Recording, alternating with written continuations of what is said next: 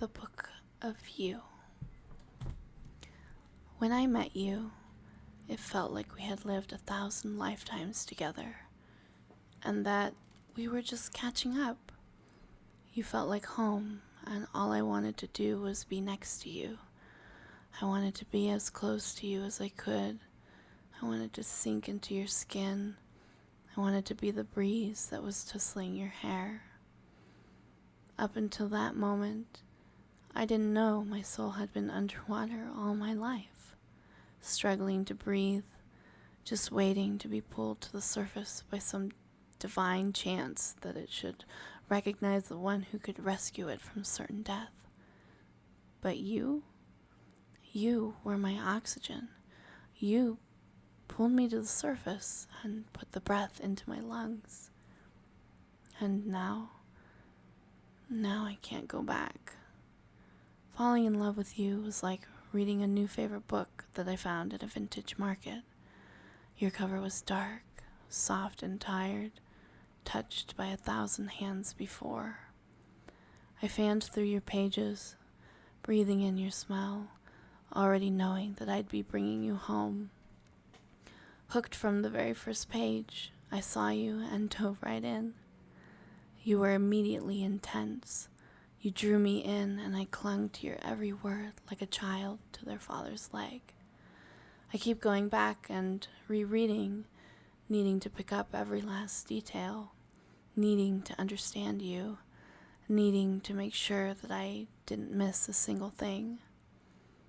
It's enthralling, and often I've thought about skipping to the end, just to make sure that I won't be hurt by the outcome. What if it breaks my heart? Should I know that now, before I fall in love with your pages? The Book of You. I carry you around with me. I keep you in my pocket.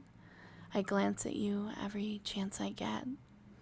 You fill the time that I sit alone, quietly sipping my tea in the evenings. You occupy my mornings as I attempt to get ready for work. Your pages are worn, but all new to me, new to my fingers, but they feel familiar. I feel how many have come before me, how many have been through your chapters. My fingers gripping, I consume you, praying to God that I don't turn too fast and get a paper cut.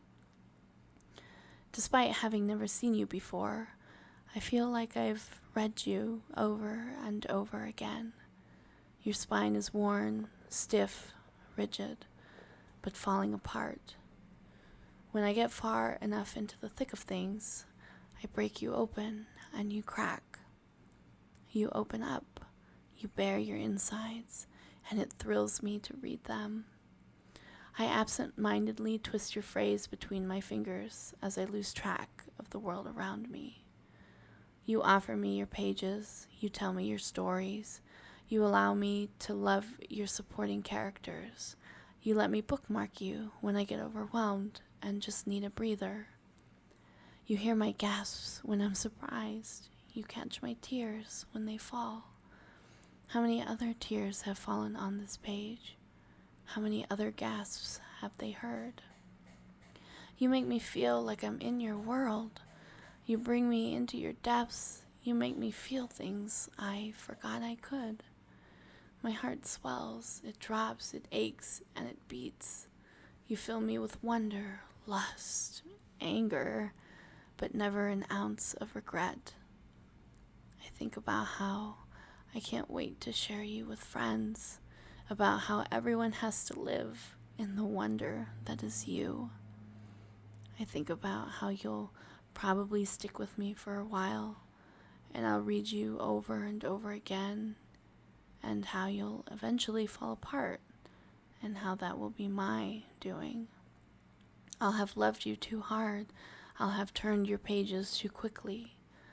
I'll try to tape you up. I'll try to glue you back together. I'll try to fix your cracks, but my hands will shake and stumble, and I'll make mistakes.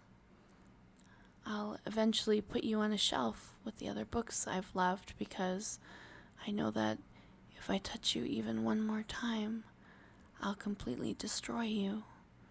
It will hurt.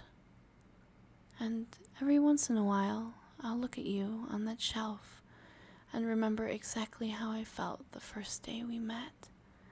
I'll take a few seconds, retreat into the dream that you were and the world that I lived in with you, and I'll recreate it in my mind. I'll live there in the memory of you for a minute. I'll close my eyes. I'll forget my life. I'll remember you.